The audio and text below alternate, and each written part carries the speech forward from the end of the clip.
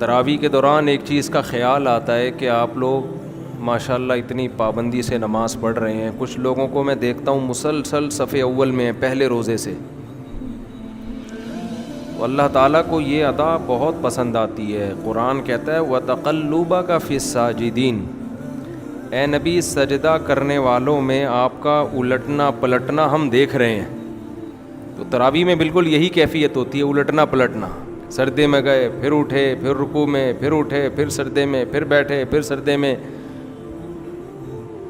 لوگ تھک جاتے ہیں نا.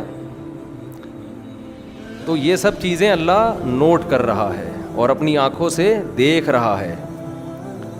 تو انسان نا بور ہونے لگتا ہے کھڑے کھڑے, کیونکہ اکثر لوگوں کو سمجھ میں تو آ نہیں رہا ہوتا کہ امام صاحب کیا پڑھ رہے ہیں. ہمارے یہاں تو تراویح کی سپیڈ پھر بھی بہت اچھی ہے, تیز نہیں ہے,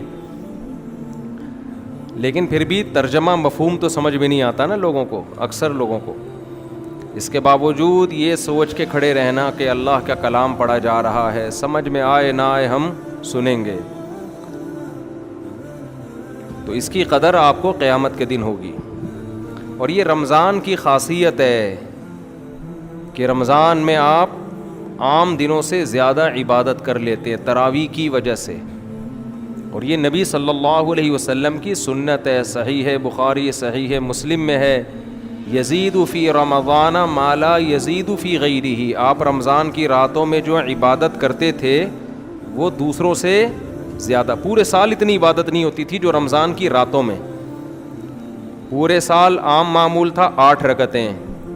اس حدیث سے پتہ چلتا ہے رمضان میں رکعتوں کی تعداد زیادہ. تبھی وہ جو بخاری کی حدیث ہے نا جس میں آتا ہے کہ رمضان اور غیر رمضان میں 8 رکعتیں پڑھتے تھے, علماء نے بخاری ہی کی اس حدیث پر اشکال کیا ہے کہ اس کے متن میں اضطراب ہے. اضطراب کا مطلب بخاری کی ہونے کے باوجود متن میں گڑبڑ ہے, کیونکہ بخاری ہی کی دوسری حدیث اس کے خلاف ہے. تو اس سے پتہ چلتا ہے دوسری حدیث سے کہ 8 سے زیادہ ہی ہوتی تھیں. تو اب جو لوگ رمضان میں 8 رکعتیں پڑھتے ہیں اور باقی رکعتیں, کیونکہ بہت سے لوگوں سے 20 نہیں پڑھی جاتی, کہہ رہے ہیں بھائی 8 بھی ہیں تو 8 پڑھ کے نکل لو, پتلی گلی سے کچھ نکل رہے ہوتے ہیں. اب تراویح چونکہ فرض واجب تو ہے نہیں کہ ہم ان کو روکیں, سنت موقتہ ہے, گھر پہ جا کے پڑھ لیں باقی رکعتیں. نہیں بھی پڑھتے تو ملامت ہی کی جا سکتی ہے, کوئی زبردستی تو آج کل فرائض میں نہیں کی جاتی, سنتوں میں کہاں سے کی جائے گی. لیکن جو 8 پڑھ کے نکل لیتے ہیں کہ ہم سے 20 نہیں پڑھی جاتی, تو دیکھو 8 تو نبی عام دنوں میں پڑھ لیا کرتے تھے, معمول تھا. رمضان میں یہ تعداد زیادہ تھی. اسی وجہ سے سعودی عرب میں جب 20 رکعت تراویح کو ختم کرنے کی بات آئی نا, تو وہیں کے علماء نے اس کے خلاف احتجاج کیا تھا. اور شیخ عطیہ سالم ہیں, مدینہ یونیورسٹی کے بہت سینئر لیکچرار تھے, انہوں نے کتاب لکھی, سعودی عرب سے ہی وہ کتاب بھی چھپی, شیخ عطیہ سالم. انہوں نے یہ کہا کہ 1000 سال سے زیادہ ہو گیا مکہ اور مدینہ میں, جب سے حضرت عمر نے 20 رکعتیں شروع کی ہیں اس وقت سے لے کے اب تک 20 ہی پڑھی جا رہی ہیں. وہ بہت خلاف تھے اس کے, اور بہت سارے علماء.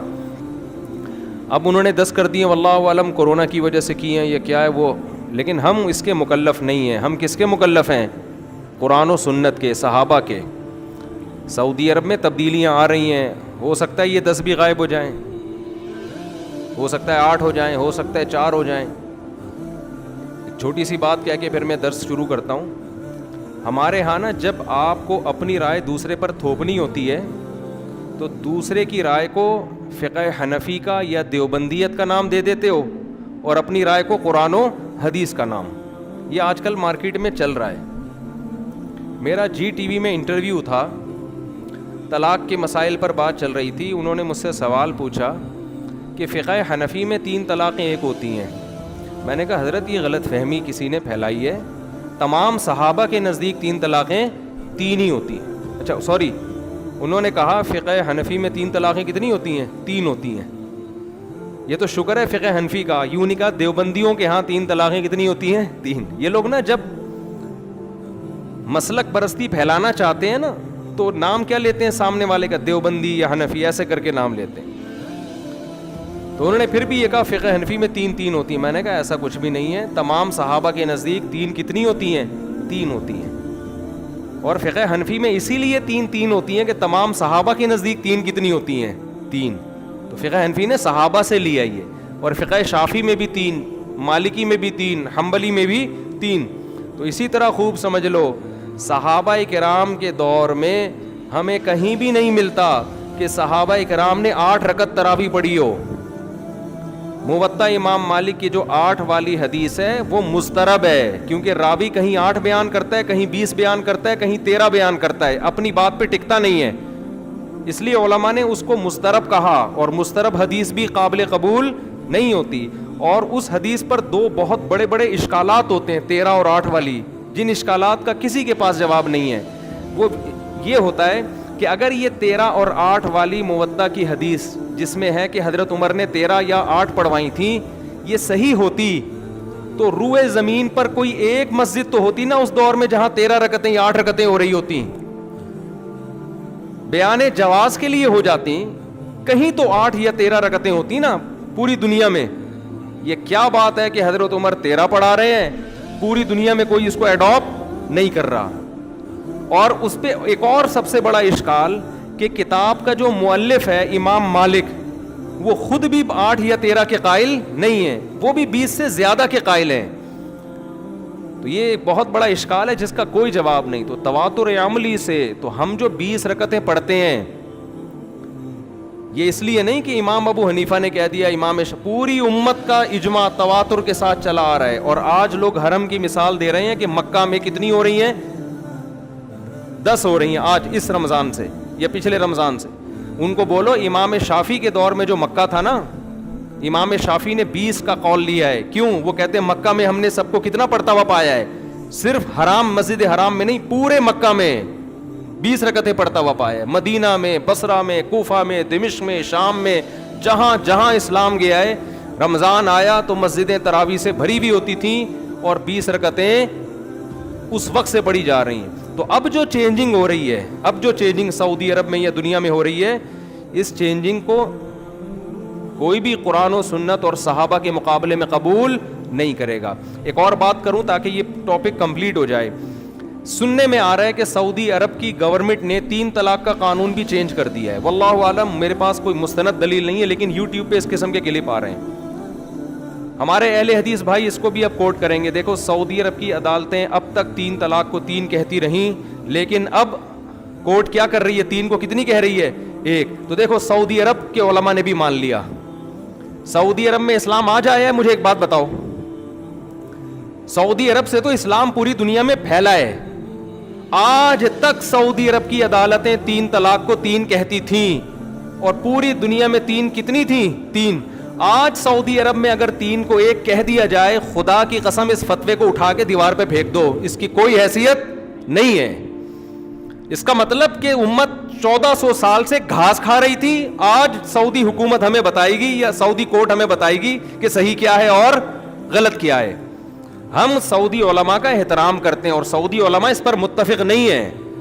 سعودی عرب میں جب یہ قانون بنا تھا نا, کہ جب بعض علماء نے فتویٰ دیا تھا کہ 3 1 ہوتی ہیں, وہیں کے بہت سے علماء نے اس کے خلاف احتجاج کیا تھا. لیکن بات یہی ہے کہ وہاں سنی جاتی ہے گورنمنٹ لیول پہ جو کام ہوتا ہے. وہاں حکومت کے خلاف آپ کوئی ایک حرف زبان سے نکال دیں تو آپ ایسا جیل میں بند ہوتے ہیں کہ کوئی پوچھنے والا نہیں ہوتا. بڑے بڑے علامے وہاں سعودی عرب میں جیل میں پڑے ہوئے ہیں. تو اس لیے آج کل جو یوٹیوب پہ بعض اہل حدیث علماء یا بعض سلفی علماء بار بار ائمہ حرمین کا حوالہ اور سعودیہ کا حوالہ اور شیخ بن باز کا حوالہ, یہ سارے علماء ہمارے لیے قابل احترام ہیں, لیکن یہ حوالے آپ نہ دیں, کیونکہ سعودی عرب میں چلتی کس کی ہے, گورنمنٹ کی. آپ گورنمنٹ کی پالیسی کے مطابق بات کریں گے تو ٹھیک ہے, ذرا سا انحراف کیا آپ نے اور آپ مارکیٹ سے ہوئے شارٹ, سمجھتے ہو. تو اس لیے یہ جو 10 سعودی عرب میں تراویح شروع کر دی نا, تراویح کا لفظ ہی فٹ نہیں بیٹھتا اس کے اوپر, وہ تو میں کئی بار بیان کر چکا ہوں. تو یہ خیر یہاں سے بات چلی ہوئی کہ دیکھو یہ جو بار بار اٹھک بیٹھک, اللہ کیا کہتے ہیں, وَتَقَلُّبَكَ فِي السَّاجِدِينَ, اللہ آپ کا اس الٹنے پلٹنے کو دیکھ رہا ہے. تو اس لیے رمضان کی راتوں میں جو حضرت عمر رضی اللہ تعالیٰ عنہ نے مسجدوں کو آباد کیا, حضرت علی اپنے دور حکومت میں مسجد نبی میں گئے, دیکھے کہ تراویح کی نماز ہو رہی ہے, تو فرمایا اللہ عمر پر رحم کرے یا عمر کی قبر کو نور سے بھرے، اس طرح کے الفاظ کے جنہوں نے ہماری مسجدوں کو بارونق کر دیا، کیونکہ یہ کام آپ خود سے نہیں کر سکتے. اب مثال کے طور پہ کوئی یہ چاہے کہ میں رمضان کے بعد بھی مسجدوں کو رونق بخش کے، میں کیا کرتا ہوں رمضان کے بعد بھی راتوں کو مسجد میں تہجد کا اہتمام اور لوگوں کو جمع کر کے نوافل پڑھوں گا جماعت کے ساتھ، تو یہ عمل جائز ہوگا؟ نہیں ہوگا جائز. اس لیے کہ ہمارے پاس خلفائے راشدین سے اتنے بڑے پیمانے پر جماعت کا ثبوت صرف رمضان میں تراویح میں ملتا ہے، اس کے علاوہ نہیں ملتا. تو اس لیے شاعر نے کہا تمتع من شمیم عرار نجد فما بعد العشیۃ من عراری، کہ عرار کی بوٹی سے خوشبو یہ رات کے وقت میں اٹھا لو، رات گزرنے کے بعد اس میں خوشبو نہیں رہے گی. رات کی رانی کی خوشبو کب ہوتی ہے؟ رات.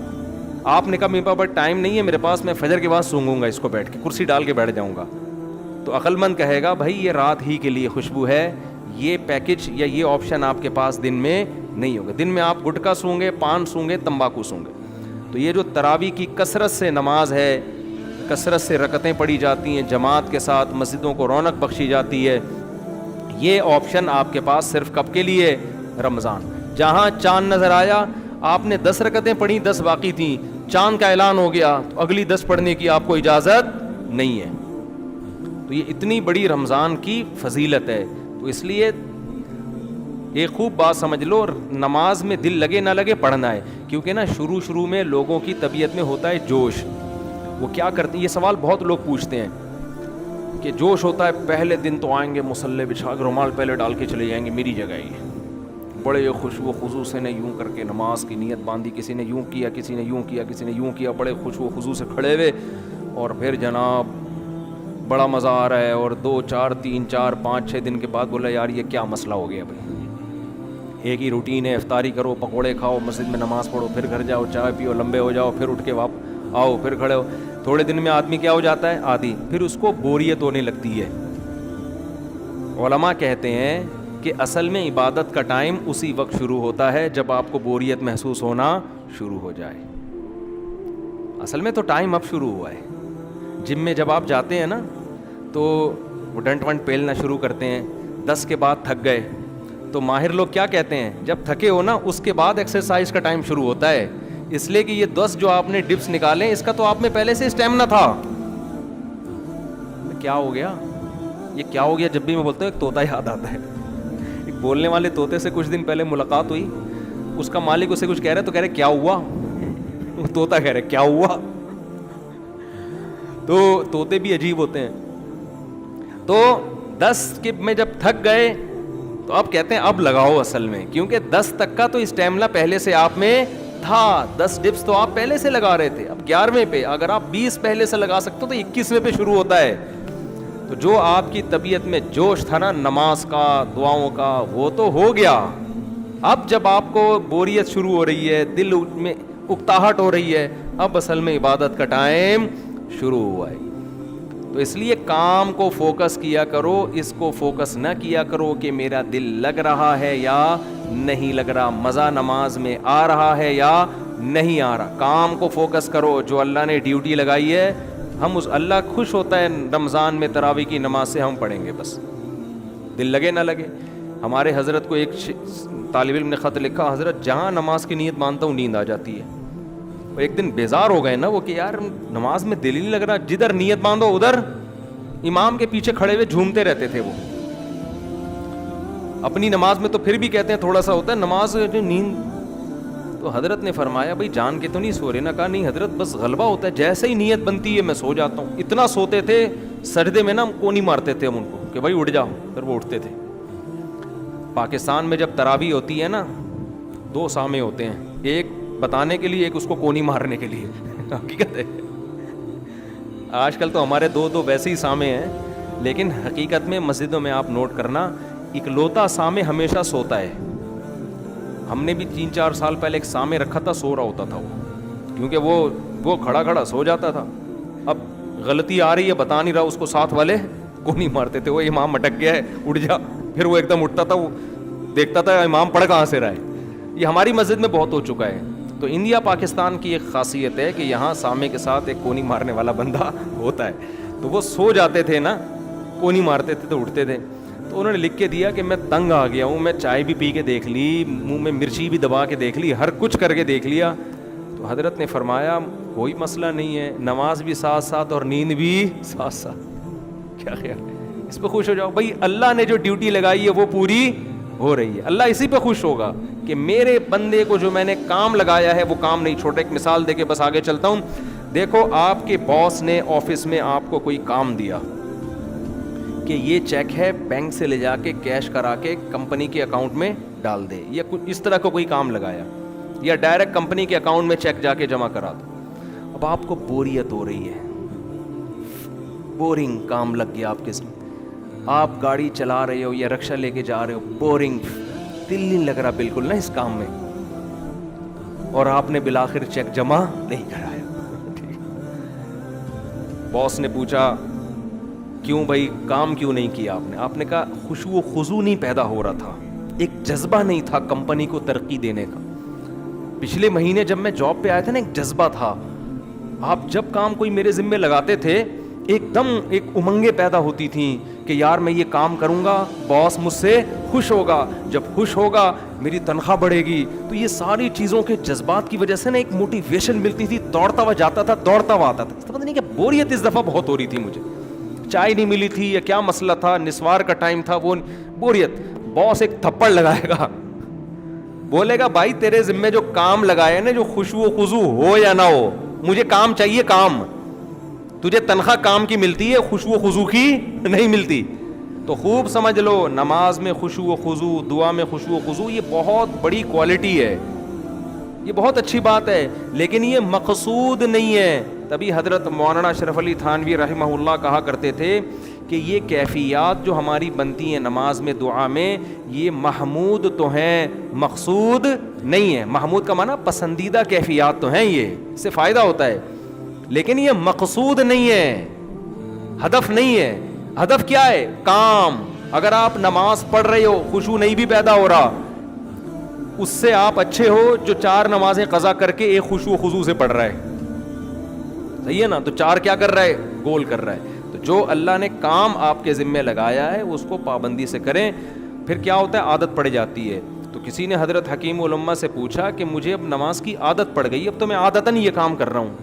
تو انہوں نے کہا کہ اچھی بات ہے, اگر اچھے کام کی عادت پڑ جائے تو اور کیا چاہیے بھائی, اچھے کام کی اگر عادت پڑ جائے, سبحان اللہ. مفتی طارق مسعود صاحب کے بیانات سننے کے لیے YouTube